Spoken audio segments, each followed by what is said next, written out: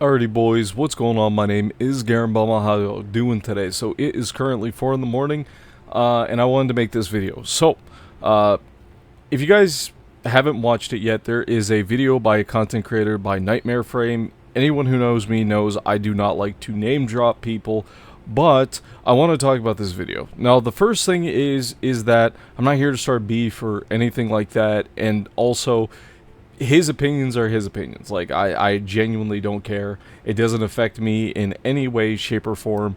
His opinions and how he feels about the game or the gameplay, the content, what have you, those are his own opinions. But one of the things that I've been noticing, not just with him, not with just him, but also I've seen this quite a few times, are a lot of people saying that TFD is forcing them to spend real money on things like Descendants and whatnot. And this is just completely bogus. Anyone who plays the game knows that it is, like, currently right now, it is super chill to go out and farm a new Descendant or a new Ultimate Descendant or what have you. There's a reason why. So, the developers, since the launch of the game, have actually added a bunch of growth systems, or as I also call them, player power systems. They've added a lot of things that contribute power to your build. So if we come over here, you'll see things like RK tuning. You also have the cores that go on your external components. We can now upgrade our reactors to level 5 now. Then we also have weapon cores, and we have the inversion reinforcement. It's a lot of stuff. It is definitely a lot of stuff. And because of this, there is a lot of time that is being put into, like, the back end of your build when it comes to kind of getting the right build. Also, trigger modules. I don't have trigger module for Glay yet.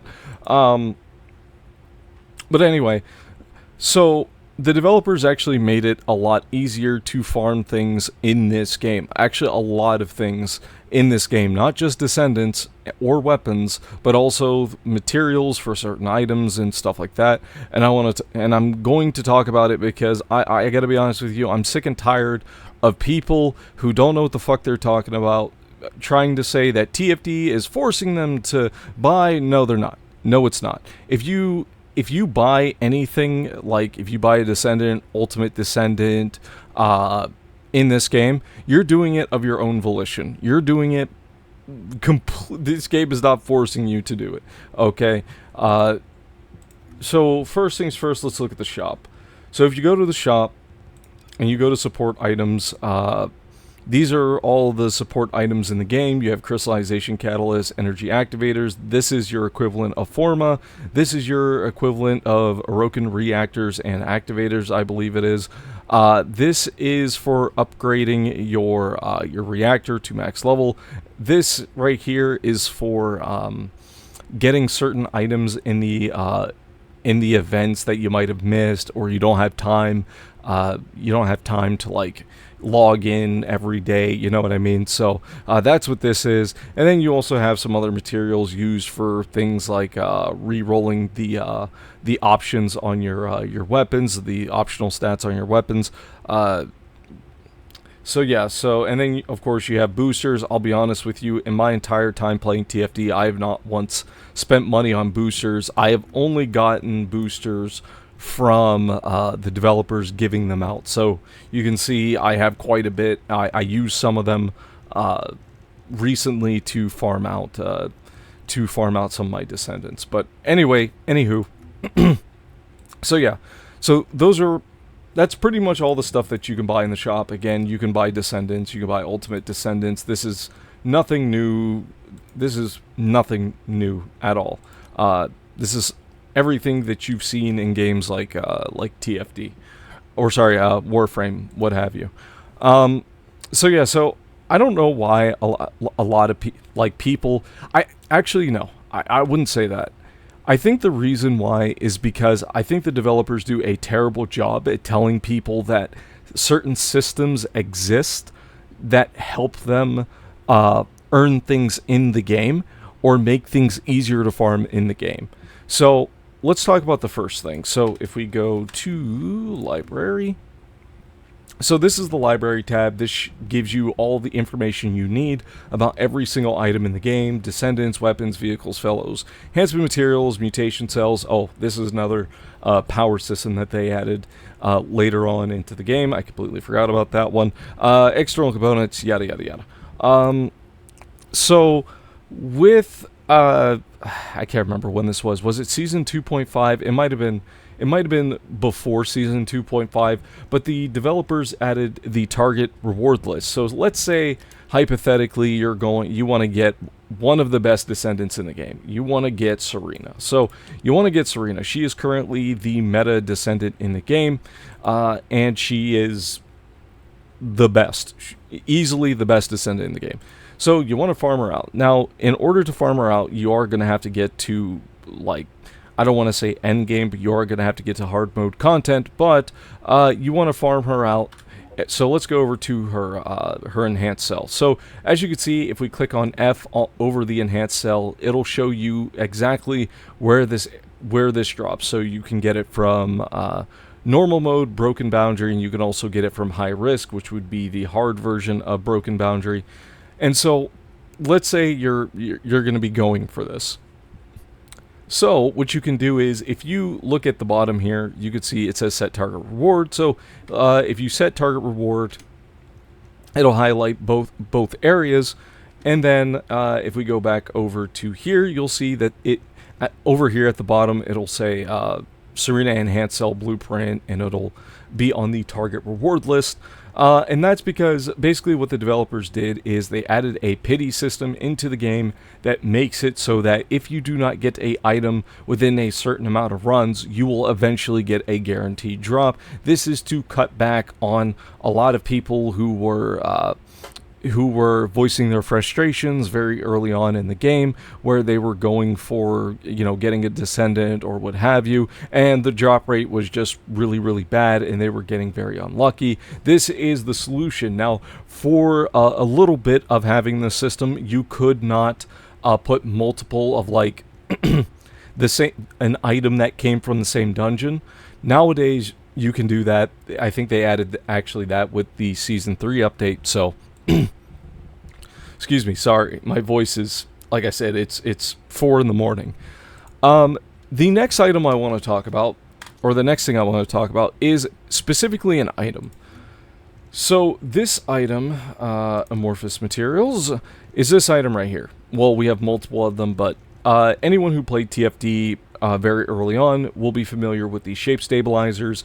It increases the chance of getting the item that you want by a small percentage in an amorphous material. Well, the developers made another shape stabilizer, the advanced shape stabilizer, and what this does is it takes the 2 lowest drop rate items in an amorphous material and it switches it with the 2 highest items in an amorphous material. So this singular item has completely trivialized farming anything that comes from amorphous materials. So I know that when Ultimate Blair came out and I was farming him, all I had to do was just look up which dungeons dropped his amorphous materials, because unlike Warframe, TFD, you can target farm amorphous materials. It's not like a set random chance to get a Neo relic like in Warframe. No, in this game, you can target farm specific amorphous materials, making it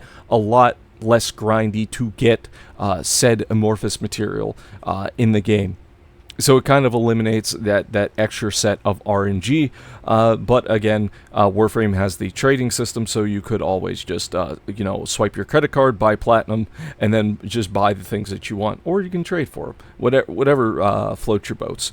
But yeah, so the advanced shape stabilizer, again, when I was farming the most recent Ultimate Descendant, which Ultimate Descendants are the equivalent of Prime Warframes, if you did not know, when I was farming Ultimate Blair, it took me like an hour and a half to farm all of his pieces. It was incredibly brain dead. It was incredibly easy. Some of whichever ones that I used, some of them I used only one of. I think the highest that I've ever had to, the most amount of shape stabilizers I've had to use is like 2 or 3. and the developers give these away like candy. Just to show you, I have a bunch of boxes just sitting here if I ever need them. And these boxes contain the advanced shape stabilizer, so if I ever need one, I can just open one.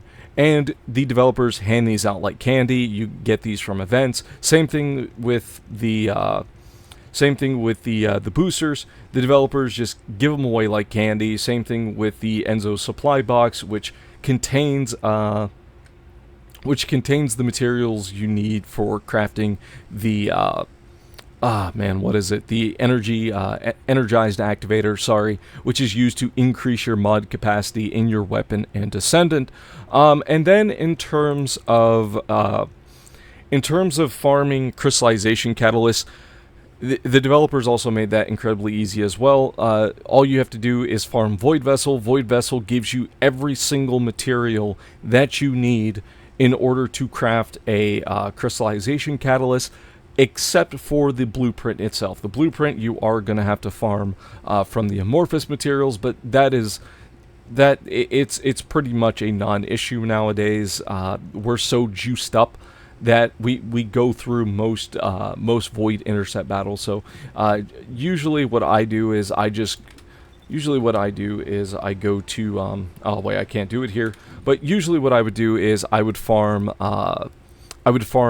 what is it, Gravewalker, the very first intercept battle. I have a bunch of amorphous materials from him from doing the special operations missions, and because of that, I just typically, what I usually do is I just go in, one-shot him, see if I get the blueprint, great, and I just keep doing that over and over and over until I get, you know, a decent amount of crystallization catalyst blueprints. So, again, this idea that TFD is forcing you to spend real money is just completely bogus.